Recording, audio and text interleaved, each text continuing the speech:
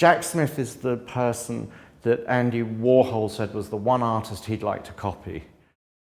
When I think of filmmakers like Derek Jarman, or I think of filmmakers like Kenneth Anger, when I think of more transgressive filmmaking, I think of Jack Smith. He's the initial bad seed, in a sense. He's the one who started the ball rolling on transgressive cinema, in my view, and I think we really need to understand his work to understand much of what has gone on ever since.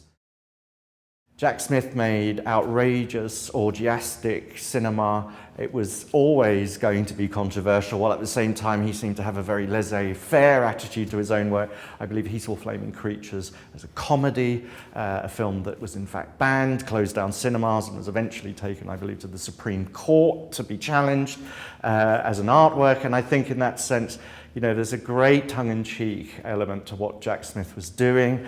I think there's a great sense of colour, of representation, how things are filmed. They're very luscious, they're very lost in this wonderful, strange utopian world. And I think that's very much talked about, that in a sense not only do we get lost in the films, but certainly Jack himself would have absolutely been submerged in his own world. In order to produce these films, I often wonder what an incredible sort of social structure he had to put in place.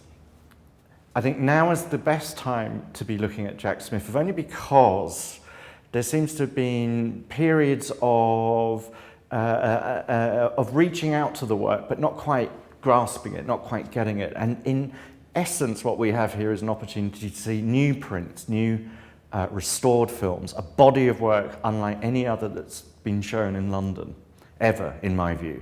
And so I think at this point in time, really, it's important to get to the ICA and experience the work of Jack Smith as never before.